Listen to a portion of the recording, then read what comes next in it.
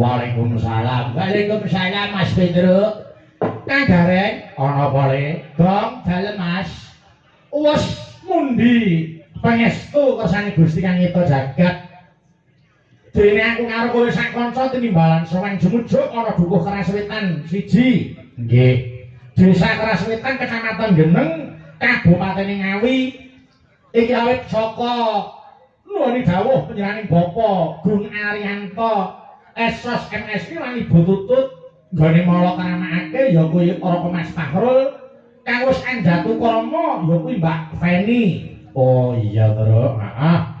Ya mung sekamak-kamak ya le batune kabeh muga tinemu mulya ampun wahyu jodoh saka ngersane Gusti Kang Nyipta Jagat. Sing dianti-anti iki mung dongane para pamriksa sing parang lenggah Tru. Aku karo kowe iki mung dadi srana kanggo lek-lekan derek apa kuwi tirakatan. Sakwise mengkono dongane para tamu sing disuwun pamriye ya kuwi Mas Fahrul lan Mbak Feni entuk wahyu jodoh saka ngersane Gusti Kang Nyipta Jagat nganti kakinini ora bisa ana kang misahake. Iya bener. Nggih, Gong. Kowe karo aku sane melu ndonga. Mung melu ndongake sing becik. Lah ewadene sing nglakoni ya murih kadewasane ya kuwi Mas Fahrul karo Mbak Feni. Ngono ya terus nggih. Awit ngerti ya Kang Gareng. Ana 10 pacuh sing kudu disingkiri tumrap wong omah-omah karben ora kerep adu. 10 ki apa wae. 1 aja kulino nyepelekke siji lan sijine tumrap wong jejodohan. Kudu kajen kinajenan, kudu ngregani kabecikan sing ditindakke dening pasangane. Nggih. Angka 2, aja ngedhekke sujana sing tanpa kanaliti. Aja gampang dakwa sing tanpa bukti, yen ana buktine ya kudu dirembuk sing kanthi sareh lan wicaksana. Paribasan kedung jero kena dijajaki, jerone ngati sapa sing ngira. Terus sing nomor 3 apa Mas Pedro? Sing nomor 3 aja gampang nyalahke. Tegese aja golek salahe ning golek ana benere. Ora ana manungsa kok sampurna. Nggih. Sing kaping 4 aja sungkan lan aja kewuh. Wong jejodohan kuwi raga loro jiwa siji. Mula rasane aja kewuh. Leres. Sing nomor 5 apa Mas? Sing nomor 5 kudu sing apa anane. Lahir batin kudu padha. Yen iya ya ya yen ora ya ora. Nggih. Kaping 6 aja gampang muring. Samubareng sareh aja gampang nesu. Dadi wong omah-omah ki ra kena nesen ya, Tru. Kekerepen ya ora apik. Ngono. Heeh. Opane nganti sing lanang lunga kuwi aja nganti. Oh iya. Lah nek kabetah ning omah turu. ora betah krungu swara turu, mlebu kamar kunci turu. Wis ora usah ngrungokke apa-apa. Nek keprot Remos ditampa atine. Kuwi dienggo mawas diri. Ah, ya ora to. Heeh. Terus nomor 6 apa, Nduk?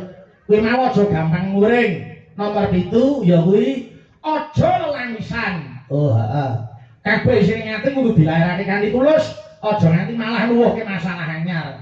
Sing nomor 8 kudu mudi kadewasaning jiwa. Wong omah-omah kudu mundak dina, kudu mundak dewasane aja bocahi. Sing nomor 9 aja nyepelekke perkara. Perkara gedhe apa cilik wajib entuk kawigaten. Sing nomor 10 ya kuwi aja ana campur tangan saka wong liya. Kuwi sing ngadani mbebayani. Ora saya rampung ning malah saya runyang kahanan rumah tangga yen dicampuri karo wong njaba. Mergo wong rumah tangga ibarate kaya duwe negara dhewe. Wong liya negara ora kena melu-melu. Oh, ngono. Heeh. Kejaba nek jaluki tulung wae mawa winates ora kena apa kuwi terus sak penake dhewe. Oh iya, matur nuwun terus dene wis ngelingi aku karo Bagong. Ing bab perkara kabeh ora kerep padudon wong omah-omah. Nggih, mula kokean gunung tanpa guna. Ayo, iki ngaturi bintang tamune Mas Yuda. Ah, diaturi pinarak kene. Petuk walang kekek. Walang kekek. Monggo yo, walang kekek.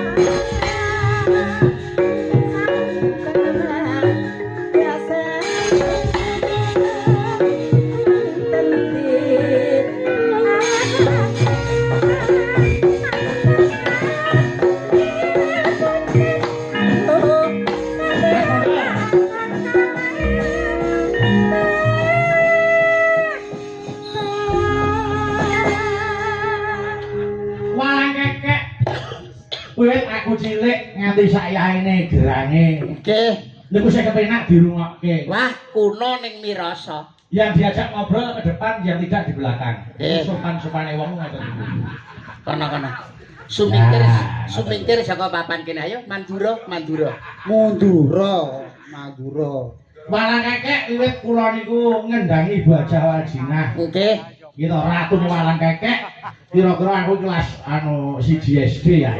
Kula itu jatah ngendangi Ibu Waljinah walang kekek nganti saya keten lho Cak Yuda. Saestu wah. Kuno ning mirasa. Niku padha kalih para pamirsa Kabupaten Ngawi. Wiwit kula ndereke bapak nganti saya ini pecinta wayang Kabupaten Ngawi ora bakal luntur ning malah sangsaya subur Allahumma. Amin. Kabukten. Lho, iki wis jam pira sing kepareng mirsani sing jenjem lenggah sawetara isih ana sing ngancani awake dhewe. Hebat. Hayo mesti no.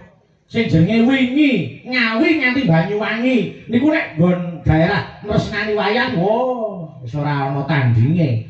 Utaminipun mapan wonten ing Kabupaten Ngawi. Menika saestu maindhit dumateng wayang kulit. Nggih. Ora mung ngemongke nggon guyon, nggon lagon, tapi nggon lakon niku nggih digatekne saestu. Oh, estu. Nyai mriki niku gatekke marang lakon tenan. Ana banyolan diguyu, ana sanggih digatekke, ana sabet ya diapresiasi, ana gendeng ya dimakke. Mula bombong sing nyambut gawe.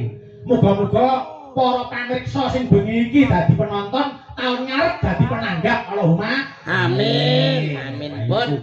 Saestu nyicil ayem niki jelas setunggal sing mlebet taun ngarep. Sapa? Mbah Lurah. Apa Mbah Lurah wae. Ah, ora ya isin to pacare empun masuk lurah sak dhuwure kok ora, ora isin. Aya mung kari ndelok keperluane. Nggih. Lho dalange sapa bakune wayang niku ten Ngawi tetep ngrembaka ngaten lho Mas Yuda. Saestu wong kesenian wayang kulit menika di samping tontonan kebak tatanan ugi wonten tuntunanipun. Tuntunan kuwi werna-werna. Leres. Ana ning nggon wayang niku tuntunan agama ya dilebokake. Nggih.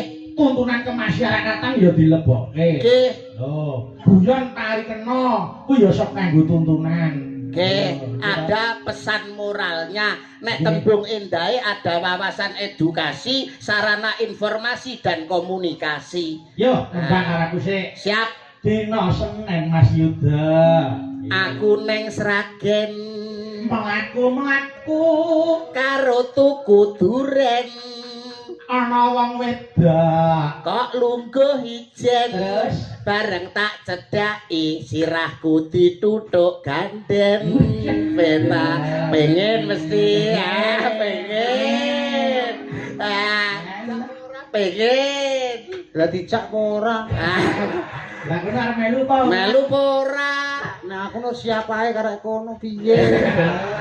Bang, bisa. Dijak ya film. Ya arek kono lah. Bisa tenang. Bisa tenang. Lanjut. Nggih. Selasa. Aku neng Solo. Ayo kae. Mlaku-mlaku Karo tuku nangka. enek cah wedok Rambute dawa. bareng tak cedhaki. Gombale mukia. Alah lah dindong tak dong neto tak todi tak done to tak todi tak done to tak todi tak gitu. Apa iso bedake wong wedok karo gombal? Ah peteng mati lampu. Panci bengi kok ya. Panci bengi. Ate diure ra tau keramas kaya gombal. Dina Rebo. Ayo dah. Aku neng Solo. Mlaku-mlaku Karo tuku bakso. ana cah wedok ndol Klambine ijo. bareng tak cedhaki. Aku dikroyok coro. Tak done to tak todi tak done to tak todi tak done to tak todi tak gitu. Penak ndol. Oh enak. Dina Kemis Mas Yuda. Aku neng Inggris mlaku-mlaku ndol Karo tuku lapis. ana cah wedok Ireng manis. bareng tak cedhaki. Kirek didik. Alah Cak Yuda. nggih pripun nggih masalah kirek didis kok ora iso mbedake antarane wong gadis karo kirek didis niku. Enggak ya kebangetan sing Nggih. makmur. Iki nyapa? Nyapa? Ndang 3 menit to. Kisinan ora nek gamelane kok joget dhewe kan kisinan. Sapa? Kowe kisinan. Pancen iya. Dina Jumat Mas Yuda. Dina jemah ndol. Aku nang sawah Mlaku-mlaku karo ngusung gabah. Ana wong wedok. Bubuk mlumah bareng tak cedhaki ndol. murep. Duwe iki kok ora pas to koe. Ngarepe mburine ya ro. Wong enen kabeh, kabeh kudune ya kabeh. Lah ya sire arep kono mlumah to. Barang tak cedhaki to murep. Wedine tak kapak-kapakne. Dina Setu. Ya. Aku nang cepu. Bisa. Mlaku Mas Mondol. Karo tuku duku. Ana Bocah wedok cah mondol. Rupane ayu. Bareng kok cedak indel. Kleru mbok deku. Kok dene sik enom, Mbak. Denom jeneng ditotak den. Tong Ditotak. Kaset. Nesu nesu. Bareng tenanan ora gelem joget. Iki kok kaset piye? Kaset. Oh iya. Dina Minggu Mas Mondol. Aku ora metu. Mlaku-mlaku. Aku ora metu iki. Metu ta ora ketang wong saiki metu ta. Ora ketang sithik metu. Wong ora metu kok kon metu. Ya ning jero omah kan ya kena. Mlaku-mlaku ning jero omahku, ngono kan ya kena. Semua aku wadah. Dina Minggu. Aku ora metu. Mlaku-mlaku Nang jero omah rupane ayu. bareng wadah. Aku kok wedi dhewe. Ababe. Ya coba ngono. Padahal bar sekatan lho ababe. Wah ning tenan aku iki Mas Mondol cerdas tenan biyen. Cerdas. Wah. Wes muga-muga panjang umur Mas Mondol tak dongake panjang umur. Amin. Amin. Ben wong sak donya mati sampeyan urip. Lah engko sing mendem sapa? Ya turu dhewe kok iso. Bubuk dhewe. Yo, iki ujube tirakatan. Saestu. Kali tasakuran jare Kyai Jawa niku laku sing ngampuh niku siji melek, loro sabar. Nggih to, artine sabar, ana sing olo-olo ya ora digawe lara, ana sing alembono ya terus ora dadi hubungan. Nggih. Karo tirakat wong sing sregep betah melek kuwi bakale akeh ganjarane. Ah, ya malah marahi lara mah. Wong kon betah melek, betah luwe ya malah lara mah. Lha yo tirakate wong ngono kuwi betah luwe, betah melek. Ngono no mesine malah ampuh kuwi. Marahi lara mah. Kok Lho, lah wong lara omah kok bingung to, Mas? kowe iki ngawur wong lara mah kok. Kepengin ora lara omah. Ya pengen. Pindah kidul omah. Lho kan aman, ora lara omah pindah kidul omah. Mesti mari. Apik kula nomah, Mas. Lah nyapa? Ben ditabrak truk ndasmu. Kok wong senengane nesu lho. Awake dhewe iki ya ora ketang dikaya ngapa ki gedhekke panuwun nang gone panjenengane Pak Carek Bu Carek. Iki wis gelem nguri-nguri kabudayan ki ateges iki apa ki ninggali anak putu termasuk sedekah rasa. Nyenengke piyai akeh ki wis sedekah rasa. Kamangka nuwun sewu dongane wong 40 kuwi padha karo dongane wali siji. Nek sing ndongake sakmene akeh wis wali pira sing ndongake karo keluargane Pak Carek lan Bu Carek. Iya. Mulane Bu Carek Pak Carek ki wis ngertos nggih Mas nggih. Ayo mesti no. Piyai niki wis paham nek sedekah rasa ki nyenengke wong akeh. Lah apa to Mas Mondol? Wong bondo ki ya mung titipan. Pangkat ku ya mung sampiran. Nyawa mung gaduhan. Lah nek ora disedekahke diweneh-wenehke karo sapa sing berhak nampa ora ya rugi awake dhewe esuk emben. Ning kene iki lho, kowe iki ketok ganteng ning pekok ya niki. Ganteng oleh pekok iya. Ya Allah Gusti paringi sabar, paringi Gamping rada ketok. Nggih. Ora patek tanggap sing. Ya Allah. Aku kok iso bingung to omongan karo kowe iki. Balen ana oleh momong. Bondo ki titipan saka pangeran Mas. Kuwi kudu disedekahke, diweneh-wenehke marang sapa sing berhak nampa. Pak Carek ki wis paham nek bondo ki titipan disedekahke, diwenehke. Sing goblok iki kowe kuwi lho. Kok iso? Bondo ki ming titipane pangeran. Dititipi wong iki kudune dirumat, diopeni ora diwewehno wong akeh. Dadi nek sak wayah-wayah Gusti Allah takon, "Do, bondo sing tak wehne kowe ke mbok endi?" Pun kula wewehno wong akeh. Hayo ijoli. Arep ijoli nganggo apa?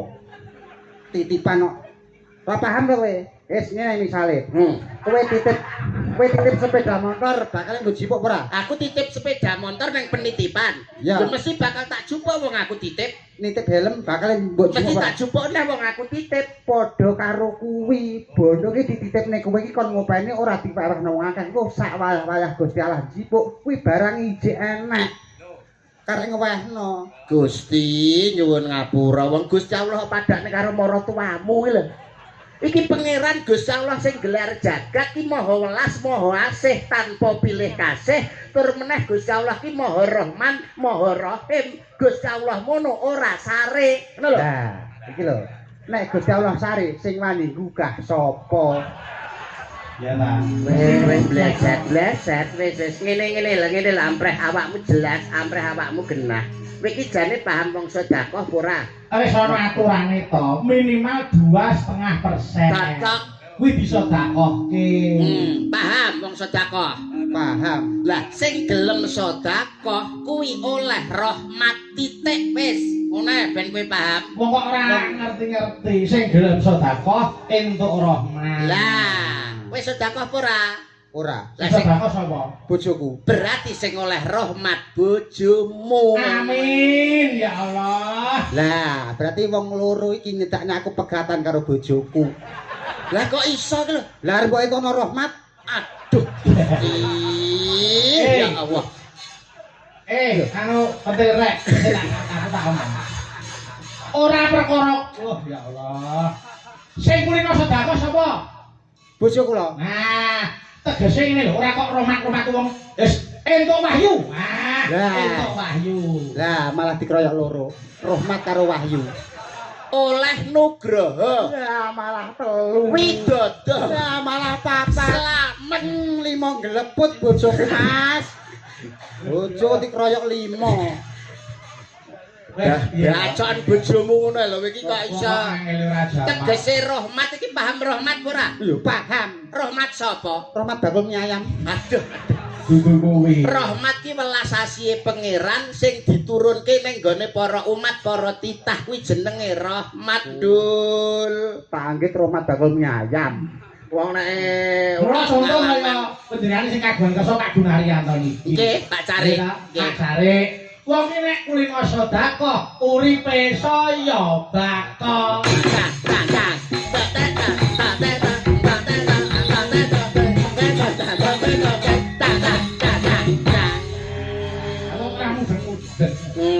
Ya udah. Nek gelem sedekah tegese ora roboh saya bakal.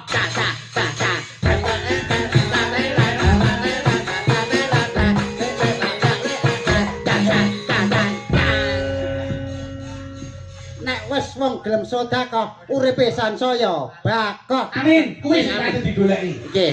Dang Golek apa to?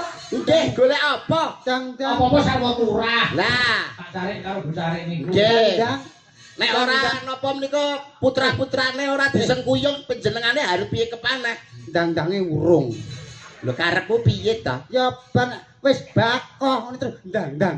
Ora, lah nyontok kaya Mas Bayu panjenengan cobi Mas Bayu sing matur Mas Bayu. Wong jenenge wong iki yo kanggo irama to. Nggih. Cari Alah. niku rak yo wis ngerti wong urip iki kudu seneng sedekah. Leres. Wong sedekah ki ora alim poso yo bakal. Cang.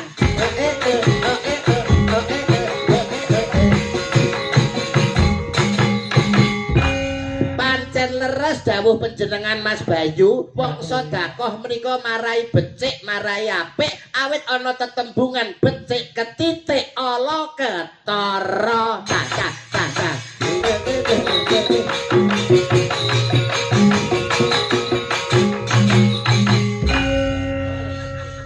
Betul. Coba kele. Betul. Wong urip ning alam donya kuwi ibarate wong mampir ngombe. Niku gawe para kiai. Betul, nggih. Sepira to suwe ning alam donya? Hah? Ibarate kaya wong mampir ngombe. Nggih. Mulane kudu ngibadah sing sakakeh-akehe ning diparane wong menungsa. Ya Kok bakale mati. jeng. Dadi ngaten. Nggih. Wong kuwi nek nganti ora disedekahke uripe bakal rekoso. Rekoso. Rekoso ning donya ora dadi ngopo, tapi nek rekoso teng mriko, bakal disiksa. Ngono lho. Dang. Wong senengane kok mesti ngono. Dang kok yo gak diwehi. Lah wong ki sing sabar. Wis kok karo krawitan apa iso nabuh? Apa iso nabuh? Kok Nek nganti kanca-kanca mah nabuhi karo kowe, ayo isamu apa? isamu apa coba? Nyepelekke. Modele iki yo aja kaya ngono to Mas. Rempeyek ya rempeyek. Ning yo aja diremet-remet. Ngenyek ya ngenyek. Ning yo aja diremet-remet. Aja banget. Aja ora trimo ki ngopo ta? Lho. Tok ora trimo ki ngopo? Lho sampean ra ngirim kok. Lho ora kok sik. Kok sampe tak lokke apa iso nabuk sakjane kok kaya wong ora trima. Nuwun sewu Mas, nek masalah niki kula tengahi. Ayo coba mundur. Panjenengan apa mboten kulak pawarta adol pangkrungu ujare Mbok Bakul Sinambiwara kondange Mas Mondol. Nggih, napa tak kondange? Gamelan Lokananta ingkang tinabuh para dewa paranggananipun para widodari. Wonten kayangan Lokananta menika nek sing nabuh mboten panjenenganipun pukulun Bathara Mondol. Wah, napa ngatasi to Mas? Napa ngatasi? Ora ngatasi, Ustaz. oh dadi sakniki derajate wis dewa. Derajate niki di atas dewa Mas. Wah, leluhur di atas dewa niku. Niki termasuk Maha Wiku. Dwijawara Brengeng. Ada. Iya. Lah nek primet kanca-kanca ya apa? Kanca-kanca ya apa? Niru tok isone. ora iso berkreasi dhewe. Tidak bisa menciptakan Kreativitas, cipta rasa karsa ya to Mas Mondol. Iya ya. Iya. Iya, aja goyake, ku ndak nyoba meneh. Iya. Ku ndak bisa pelekke. Oh, dadi iki ngerti tabuhan, iso nabuh. Lho. Jenenge sapa? Isa. Nek sing biasane nek arep monggo katuran dumateng Bapak Lurah jengkar saking sasana Palenggan terus tuduk kendange piye tuduk Gendek. kuwi apa Mas kuwi Matraman. Matraman iki jarak Jakarta lho. Matraman iki nggo daerah Mataraman. Oh, wis diganti wong krungu pian Matraman. Sing biasane monggo katuran tuduk gendek. Isa. Mungkin dari kira. Wah, wina ra Pak Cep ra iso. Nggih. Hebat. Cara tabuhan liyane apa ya paham kowe? Mbok takono sing angel sisan Iki jenenge apa, Mas? Iki ngono jenenge kenong. Oh, jenenge kenong. Ya isa muni. Iso muni. Ampre muni Dituthuk. Paham Mas, paham. Sing gandul-gandul kaya apa? Kae sing gandul-gandul Kayak kempal. Kempul. kempul ya isa muni. Bisa. Isane muni Dituthuk. suarane. Paham. Lah kuwi sing loro kiwa tengen kuwi Kuwi kendang. ya isa muni. Iso muni. Ampre muni. Dikeplak. Suarane Dung tak deng. Bisa. Kendang maneng kaya. Lah kae Mas, gedhi kae jejer-jejer kae apa Mas jenenge? Kedemang. Tembung ya isa muni. Iso muni. Ampre muni. Ya dituthuk. Suarane Mas. Ning nong. Tiang lho wis. Lah sing jejer-jejer songo ki apa Mas? Kae ngono kae onde. Sinden. Rono sinden apa takono? Ya isa muni. Iso muni. Ampre muni. Ya dituthuk. Suarane. Aduh. Malah gila. Yo saiki warang gonone dionekke. Yo nekke. Tutuken. Warang genene tutuken.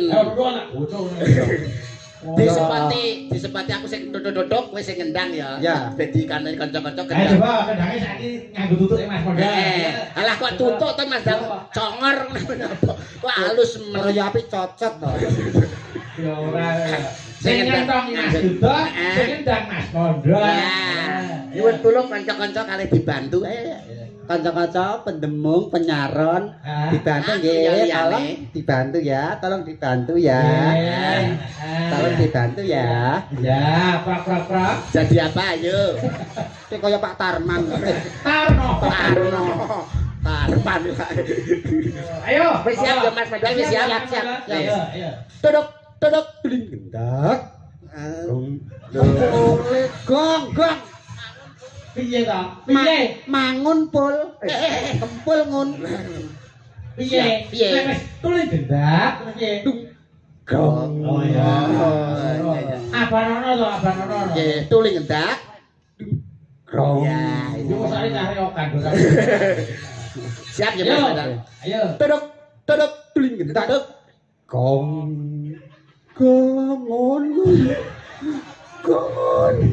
Lu tak matem. Ngopo dibalang telek iki? Oh Sinta. Patah. Wong ngerti nek mustaqim kok ya. kampus kuliah. Ya. Ya. Todok, ketodok. Balikan.